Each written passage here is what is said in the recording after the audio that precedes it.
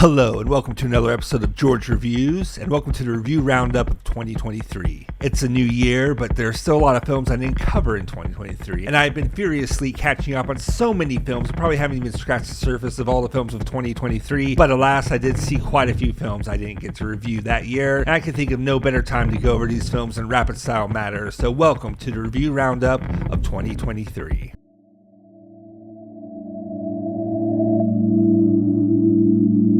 What to say about Maestro? Of course, Maestro is the biopic by Bradley Cooper, directed by him, co-written by him, and starring him as Leonard Bernstein, also starring Carey Mulligan. And I was somewhat morbidly curious about this film. I did enjoy A Star Is Born by Bradley Cooper, another remake, and I didn't really have too many high expectations for this. I saw him in interviews kind of gush about the different sequences they performed. And so I was kind of interested going in, seeing those interviews with Bradley Cooper, and I gotta say, there are some good sequences in this film, and there's some good highlighting cinematography and technical design and production design and everything. I love the color and black and white contrast, but this film was kind of forgettable. It's just another kind of biopic by Bradley Cooper, and it is Oscar baity in its own way, and it just didn't really resonate with me that much. It's not sticking with me. I'm not really thinking about it all that much. I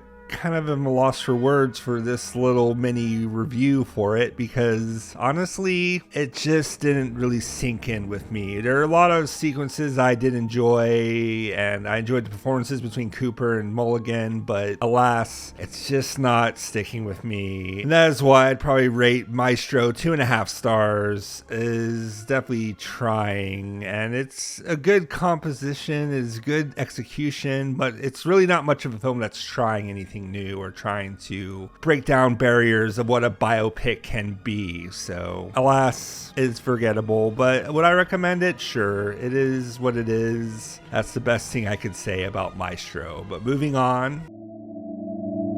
So The Holdovers. The Holdovers was a film I was semi-looking forward to. It's directed by Alexander Payne, which I'm a fan of some of his work, including the film Sideways that has Paul Giamatti as well as in this film. The film takes place in the 70s. Giamatti plays a history teacher at a prep school who's forced to remain on campus during the holidays to watch over a troubled student where they don't get along, and a grieving cook of the loss of her son. And it's a pretty good setup. It's got some good moments. The film grain was a nice touch. It definitely feels like a wholesome older film that kind of came out of the 70s, but alas, it just really doesn't deliver mostly nothing memorable to the film. There are some signature scenes that are great, and there's some really interesting performances, especially from Giamatti, but would I want to watch it again? Would I want to revisit this? I don't know. I just really feel that it had a lot of promise, it had a good premise, it had something that was building up towards, and it has a great satisfying ending, but it's just kind of what you'd expect out of a coming of age mentor-student dynamic type of film. Though there are things to enjoy with that, I just really didn't really do much for me at the end. It is just a fine film, and I'd probably rate The Holdovers 3.5 stars. The Zone of Interest is a film that truly breaks down what a film can be. It breaks down barriers, it breaks down conventions, it breaks down what you don't see in a film is what is at the center of this horrifying event that is the Zone of Interest. And I probably don't need to explain what the Zone of Interest is, but I will anyways. It is about a German family who have been kind of stationed at this house next to a concentration camp back during the Holocaust, and it's truly horrifying and gripping. And it's not really what happens with this family that's so interesting, about what you hear and what you don't see happening around them. The sheer horror and complicit nature that this family has on victims of the Holocaust is just truly frightening and truly surreal, and everything about it was just so amazing. Jonathan Glazer, of course, is a man of his craft. He knows exactly how to make an amazing film. Under the Skin is one of my all-time favorites from the last 10 years. And the Zone of Interest has just completely topped himself with this film. It is just truly mind-bending, spellbinding, and just everything about it was just so great. I love the cinematography. I love the music by Mika Levy. I loved pretty much everything about it. There were no real criticisms with this. I mean, sometimes the events of the family can get kind of tedious, but I think it's supposed to be that way, and just kind of what they're surrounded by is so dark and horrific and just questionable, and they are so complicit in what's happening around them. It's just truly amazing. I love The Zone of Interest. It's one of my favorite films of 2023. Jonathan Glazer's the director who you have to reckon with. He definitely needs to make more movies and get more opportunities, because if he can do this on, extremely lower type budget compared to most like Holocaust films, I think what he could do with an amazing, extreme, high grossing budget would just be astonishing. And I just loved every minute of it. It was so great. Check it out. Love it. The Zone of Interest, 4.5 stars.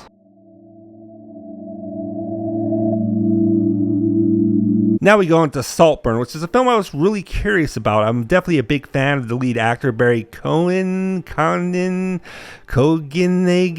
I apologize right off the bat for that, to Mr. Barry. I'm definitely a big fan. I loved him in The Killing of Sacred Deer and The Green Knight, amongst other films. And so I was really curious to see what this was, but I was also very curious because this was getting comparisons to The Talented Mr. Ripley, which is one of my all-time favorite films. And people were kind of giving comparisons in a negative way that was kind of trying to be The Talented Mr. Ripley. And when I saw Saltburn, I really didn't get that as much. It definitely has someone who's in low stature going to high society and trying to blend in with people, who has kind of a feeling of loneliness, but it really kind of takes its own way. It kind of goes its own way, which I really appreciated. It goes very intense, it goes very raw, and we're not even sure where the lead character is going from the first shot of the film, from the very last frame. It definitely goes into a lot of crazy directions. It's directed by Emerald Fennell, who did Promising Young Woman, a film that I was kind of lukewarm on, even though I gave it 3.5 stars.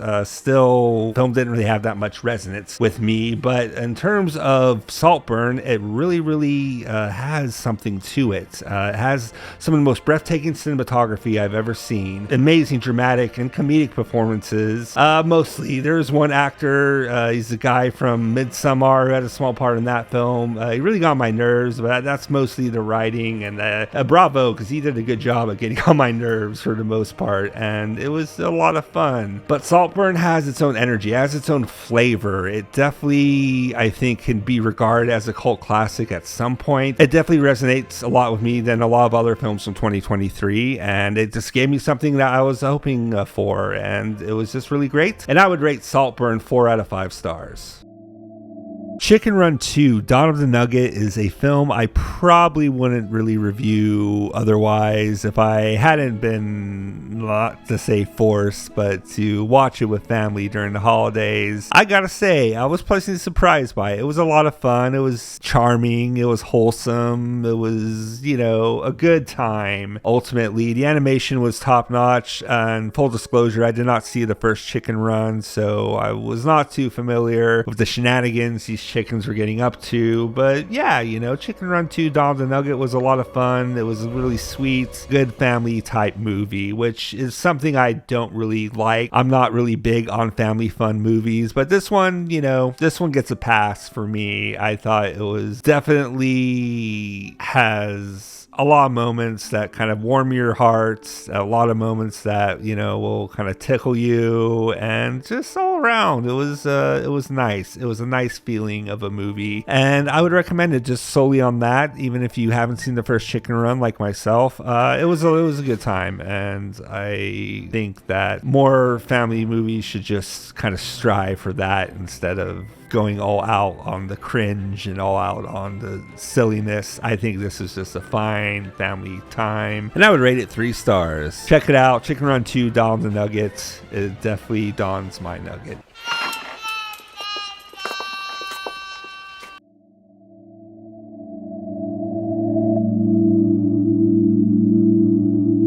Now let's get into a real fucking stinker. Rebel Moon Part 1, A Child of Fire, is bullshit.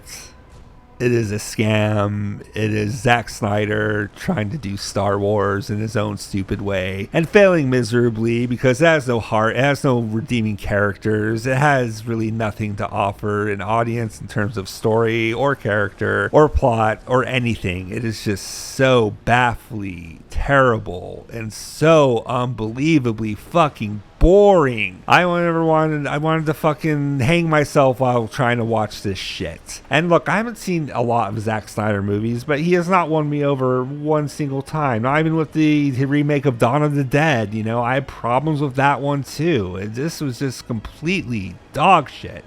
It was so fucking bad. Oh my god. And even wasting the talents of Charlie Hunnam and so many other actors. I think Digimon Hanzu, I think that's how you pronounce his name. I apologize for mispronouncing names in this video, but fuck. Oh my god. This is just atrocious. This is just one of the worst sci-fi movies I ever seen, you know? This is worse than what the Wachowskis did with Matrix Resurrections. Mr. Anderson!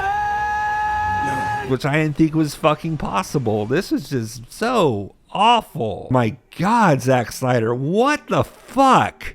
What the fuck were you trying to do? What were you trying to say with this? It is so goddamn predictable. It is so goddamn just outrageous and not in a fun way. It's just oh my god, I can't put it into fucking words because it was just so awful. It was so terrible. Most of it has escaped my brain at this point, but fuck, man. Fuck, you know, as Kim Wexler said to Lalo and Better Call Saul, you need to get your house in order. You need to go back to film school. You need to go back to screenwriting 101. You have all this talent for visuals. I will say some of the visuals were all right. They were okay, I guess, but fuck, man, you have all this opportunity, all this fucking money at your disposal, and you fucking waste it. You just fucking waste it on this bullshit. And Netflix doesn't care. They'll just throw money at you because, hey, people are going to fucking watch it no matter what. All the Zack Snyder fanboys are going to love it no matter what. So what's the fucking point? Why are you even listening to me? Oh, you're not listening to me because whatever. Half a star. Fuck, man. Rebel Moon, eat my ass. Up next, we have Leave the World Behind and oh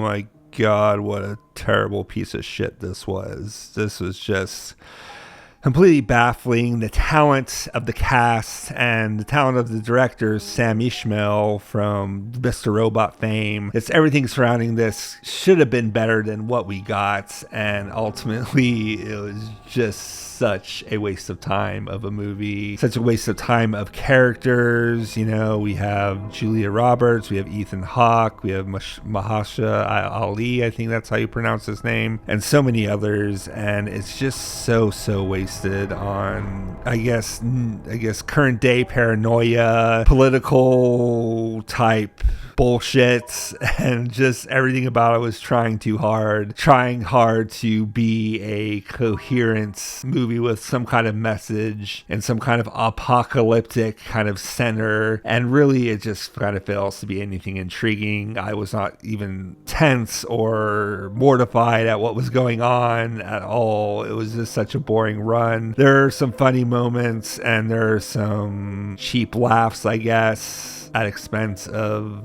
obvious politics and things like that, but ultimately this is just such a waste of time. I think Netflix can do way better than this. I think the talents involved can do way better than this. It was just not good. I did not like it one bit, but hey, if you enjoy Julia Roberts screaming like a maniac for 2 or however long the movie is, check it out. But ultimately this is just a bunch of bullshit in my opinion. 1 star. Now we get into Blackberry, which is kind of a biopic about the creation of the Blackberry that took the world by storm, a phone where you could send emails from. And, really, I probably would have passed on this movie in terms of watching it if it weren't for Glenn Howerton. Glenn Howerton, I love Always Sunny in Philadelphia. Dennis Reynolds is my absolute favorite character on that show. Glenn Howerton is such a treasure, and I was so glad he finally got a fucking vehicle for him to show and flex his acting skills in something that wasn't such a satire, though this is kind of a satire, but still, he is phenomenal in this, as well as Jay Bromsmall and Matt Johnson, who also directed the film. They're all really good, and Matt Johnson, I've heard of. I have not seen his other films, but I've been very curious about this guy. And, you know, Blackberry is a solid fucking biopic of a movie, you know. It's kind of shot in a guerrilla-style documentary sense, and really, you know, everything about it is pretty good. But when Glenn Howerton comes on stage, when he comes on the screen, he just fucking annihilates everything. He fucking slays Blackberry to a bloody pulp. Yeah. It is just truly fascinating and amazing watching him do his thing. He shaved his head for this role. He, you know, went all in on the character, and he did a phenomenal fucking job. The only, I guess, criticism I have is there weren't many like central female type characters. There's really these three characters, but you didn't really need it. It's just something I thought was a little weird not to include, but, you know, not to get all feminists on you or anything. And it's not really a detriment to the film, because really it's about these three characters, their relationships, and how greed and everything kind of destroys them, and how this kind of snake that Glenn Howerton plays, how he kind of slithers in and kind of takes control of the whole thing, how he annihilates, how he seduces, how he manipulates, and everything is just so fascinating to watch. He definitely goes all out for the rage moments. If you know Always Sunny, you know he's perfected the rage outbursts of the character of Dennis Reynolds, and his character here in Blackberry, he takes it to a fucking 11. Idiots! I care! I'm trying to keep this company together, you fuck! That jerk-off idiot! You jerk-off! They're all gonna pay the ultimate price!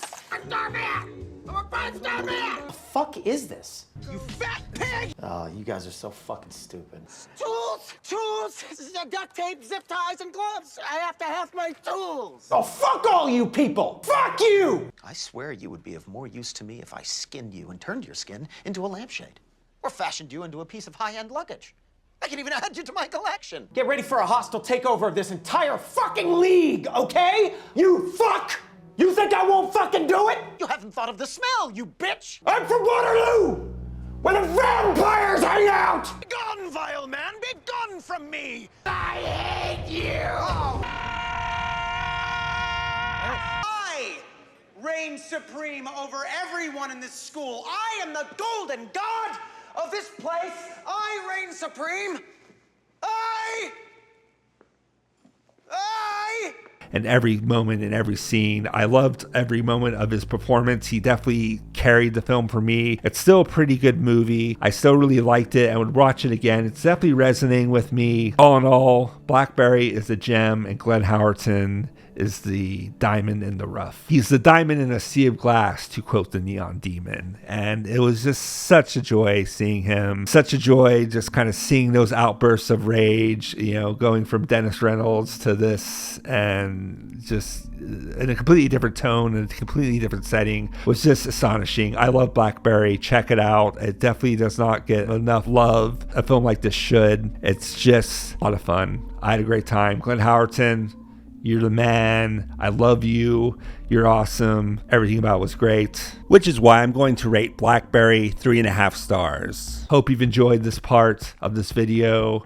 Stay tuned for more 2023 review roundup. Please like and subscribe if you'd be so kind. My name is George Ray. Thank you for tuning into this video. Please remember to keep calm, keep cool, keep chill, keep catching up on 2023, and we'll see you on the next one. Until then, peace out.